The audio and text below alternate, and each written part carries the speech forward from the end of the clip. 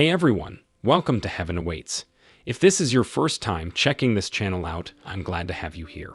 My name is Lee, and I narrate the near-death experiences of those who have died and have seen the other side. My videos are meant to show people that there is indeed life after death. If you enjoy these videos, please consider hitting those like, subscribe, and bell icons to be notified of new content. Doing so is free, and it does help the channel grow. To my return viewers, welcome back. Sit back, relax, grab a cup of coffee or tea, and enjoy today's narration. Today's story comes from the IANS website.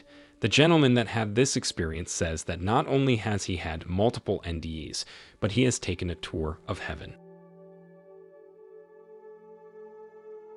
I was visiting the Greek island of Tinos in September 2021 to recharge and scout potential retirement villas after a volunteer mission on another island at an underserved elementary school in a small village. I had taken a break from scooting about the island, checking out neighborhoods and towns to wander a lightly populated beach with a restaurant at the far end.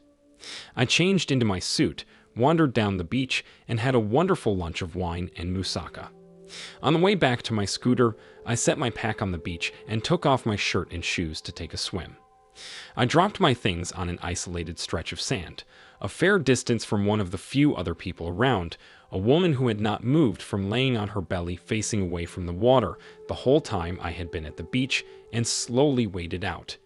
The ground beneath the water disappeared quickly in the U-shaped cove, and while I could still see it as I swam, I knew it was getting far beneath me. I swam straight out, pausing only a little to take in the beauty that is characteristic of Greek islands. The water was still warm, and it occurred to me how nice it would be to just keep swimming straight out forever. So I did keep swimming. The September wind howled overhead, but I hardly noticed it as I swam. After a while, I noticed another swimmer. A young man had appeared from the beach on my right, easily outpacing me. He swam past me by 30 or 40 yards, then cut in front of me where he started trading water and watching me. At that, I turned back toward the beach, and the woman that had not moved all afternoon was sitting up and staring out at us. I then realized how far back the beach was, and I noticed that the wind that had threatened to blow me off my scooter earlier in the day had really kicked up and was blowing me out to sea. I looked down to see if I could find the bottom of the ocean beneath the surface, and it was so far down as to be but a shadow. I knew I had swum too far out. I also then knew, somehow, that the young man was watching out for me, the old, out-of-shape guy who had swum out too far, and that the woman was watching both of us. But still, I felt myself sinking, and I thought, this is it. I looked up in that moment and saw that heaven had opened for me through the clouds up in the sky. White light poured downward. My parents and grandparents and other family were gathered and extending outsized heavenly arms to greet me, and a chorus of angels sang above me. I could feel the love gushing out and down to me, and it was wonderful. It was so good. I could almost feel them lifting me. But then a couple of things happened. One was a clear vision of my daughter sitting on the floor, her knees to her chest, her head resting on her knees, crying because I was gone. Another was a vision of my wife's, oh my God, upon hearing of my death. The last was a sense of knowing how bad I would feel in heaven if that young man treading water over there died trying to help this old man. Then you better start swimming a little harder, came a voice in my head. And so I did. I turned away from heaven, and I started swimming, with strength that came from I don't know where. I spat water and swam. I kicked and overcame the wind. I looked over my shoulder and saw the young man starting to swim after me. I was glad he was going to be okay. I walked up on the beach as normally as I could, though I could hear the young man come out after me and start talking with the woman who was gesturing towards me. I ignored them, picked up my things, and walked back to the scooter. I rode back to town and hit the hotel for some time to process. In the end, I left the island the next day and caught an earlier flight home. I simply didn't want to be away from my girls anymore, even if I was on a beach in Greece. I've now had 3 NDEs. The first was the result of a violent assault when I was a boy. Technically, the first is where I was choked unconscious and most likely fulfills the criteria for an NDE of being dead, going to heaven, meeting everyone, seeing the life review, seeing some things to come, and not wanting to come back. I especially did not need to see the relief on my attackers' faces that they had revived me, and while the attack was over, the horrors of the recovery were, of course, just beginning. The second NDE occurred during what I thought were lucid moments in the emergency room when I was being checked for a possible stroke at 48, and my blood pressure was hitting 185 over something. While I lay on the table, hooked up to God knows what, I separated from my body and all the nurses and doctors, and I sat above myself for a few minutes. Then two gentlemen in suits opened a door in the air me and a little in front of me and gestured for me to go through. From this door came the most heavenly light and good feeling. The gentlemen were most kind and proper, and I think this was to convey propriety and respect, both of which I would respond to. We communicated through thoughts, and they offered for me to go through the door with them to heaven. I trusted them implicitly, but knew my wife and daughter had been notified and were on their way. All I wanted was to say goodbye to them before I left, and I told the gentlemen this with my thoughts. They tipped their heads politely, then turned, went back through the door, and shut it behind them. Then I was no longer sitting above myself, but was back on the table in the ER. "Jane," I said to the ER nurse next to me, "they wanted to take me to heaven, but I said not until I say goodbye to my girls." "You tell them you are not going to heaven," she said, almost shouting. "You are staying here." "It's okay," I reassured her. "They already left and shut the door. They are gone." And that was that. I left the ER shortly thereafter, and the hospital a week later without further heavenly incident. Despite having 3 such different heavenly experiences, I feel there are remarkable consistencies. The white light is a constant feature of heaven. Its brilliance cannot be overstated, as it shines as though every star in the sky were gathered in one place, and then their shine was magnified by 1,000,000 times. The most interesting part of it, though, is not that it is white as much as it is every color all put together. In the way the colors of the rainbow make the bright sunlight, all the colors put together to make the white light of heaven. These colors of heaven all appear pearlescent, like the inside of an oyster shell, but incredibly brilliant. This brilliance is not to say that it hurts your eyes, because it doesn't, but that's because you aren't using your human eyes to see things in heaven. You are absorbing the light, and the whole experience for that matter, with your spiritual senses, not your physical ones. The white light also permeates everything. It flows through your spiritual self and every other spiritual self around you up there. It pulsates, and it is only after you concentrate on the light for a while that you realize it is a manifestation of pure love. It is effectively a form of energy created by pure love, and it vibrates at a much higher level than we typically enjoy here on Earth. Music is the next commonality. It's not music, but it's not music. It seems to be the result of energy vibrating at very high frequencies. It feels like music, but that's the key. How it feels. You don't have a physical hearing in that realm, but you sense things still the same. You sense them differently is all. The music is the result of heavenly bodies meditating, praying, and just being one with the Lord, with the result that vibration is created at a very high frequency that is pure love. Since it is a vibration, it flows through everything and everyone. If this sounds like a similar description to the white light, that is correct, and the music is related to the same concept of pure love as the light. Another consistency is that loved ones gather to welcome you to heaven. The roles of father, mother, siblings, grandparents, etc. have particular and defined spiritual relationships to each other for your growth in each life, and therefore are important to each person arriving in heaven. Of most importance are the ones that related to early life and death, especially the mother, and she is usually the most instrumental in welcoming you to heaven. This does not work if your mother is still alive. In my first NDE, when I was a small boy, my parents were still alive, and I was met first by a kindly lady. But I was very afraid of her, and soon a nicely dressed man came up and offered to relieve the lady. She seemed upset not to be able to escort me, but the gentleman assured her it would be all right, and he is the one who took me on my tour of heaven, including the life review and previews of things to come. I do not, to this day, know who either of these two people were, but in the most recent one in Greece, there is no doubt that my parents were welcoming me from the agency with all the love in heaven, and there were dozens of family members behind them.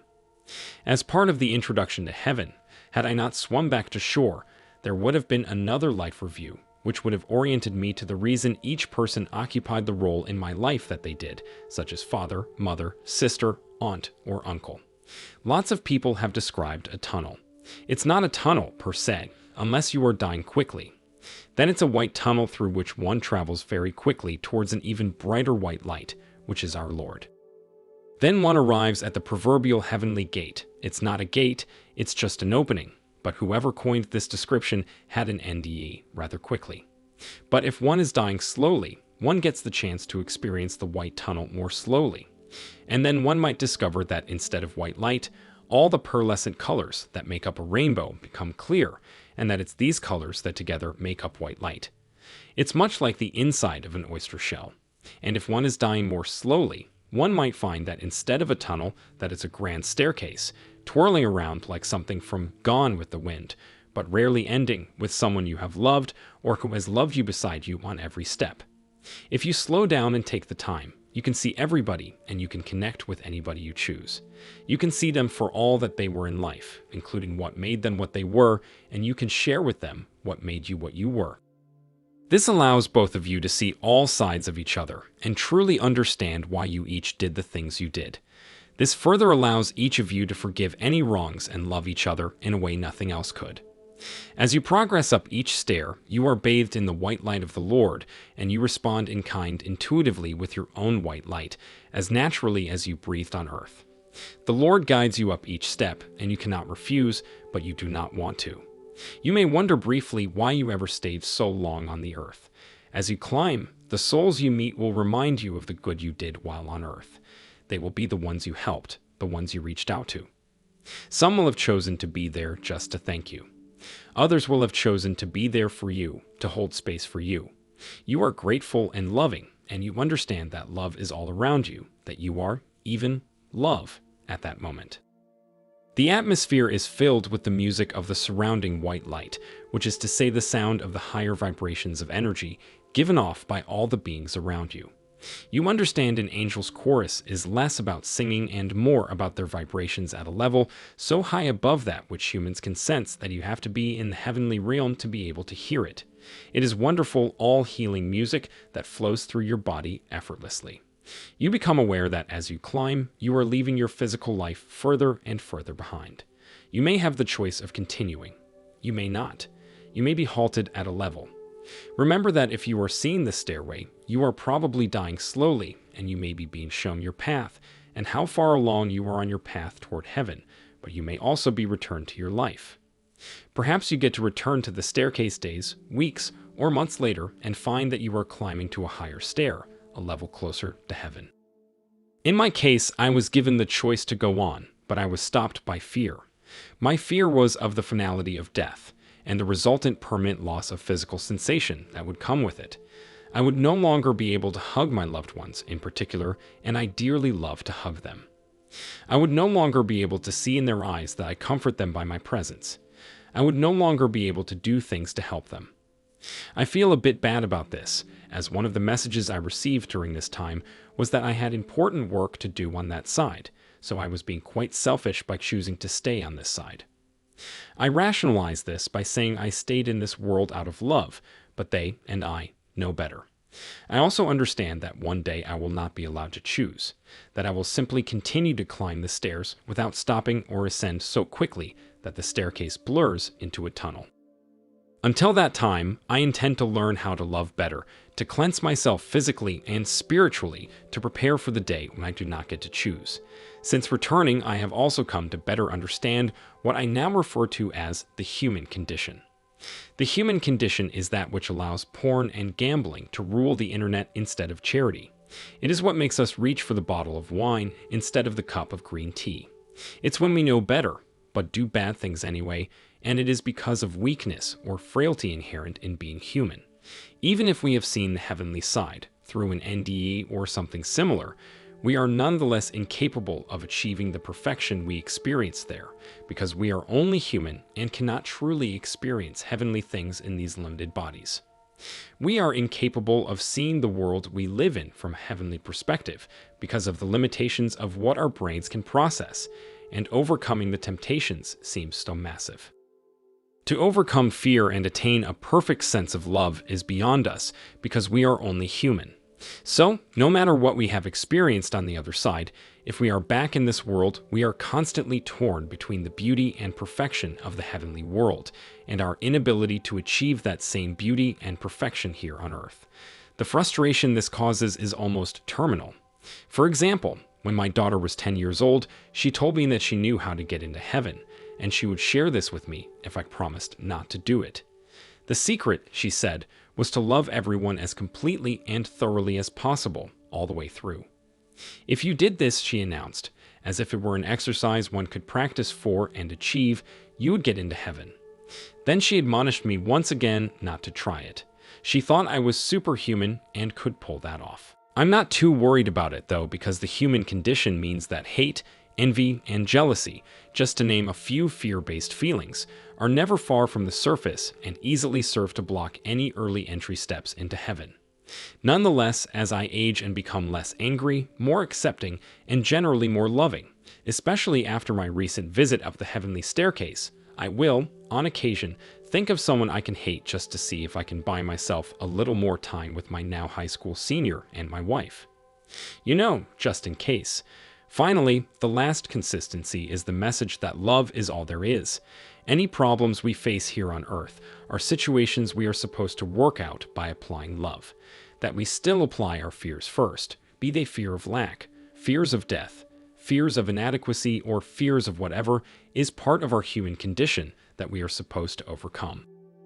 The whole point of being here is to be bombarded with all the sensory input that we are, both good and bad, and trying to find a loving way through every situation. Every single situation. Sound hard? It's pretty impossible, almost. But frankly, most of us could try a lot harder than we are. And if we did try harder, how much nicer would the world become?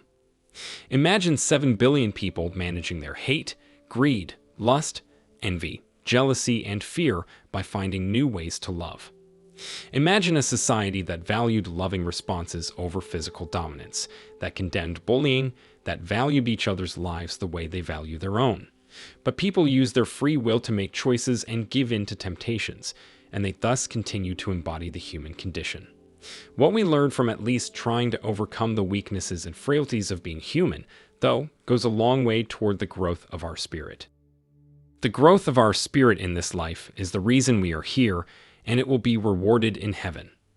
There are many tasks in heaven, most associated with helping other souls on their journeys, and the more progress you've made on your soul by trying to love as much as possible and overcoming the human condition as much as possible, the better position you will be in to assume higher level and more rewarding responsibilities in heaven. That does it for today's story. What did you think about his fully detailed version of heaven? Let me know what you all thought in the comment section below. Until the next video, stay well and be blessed.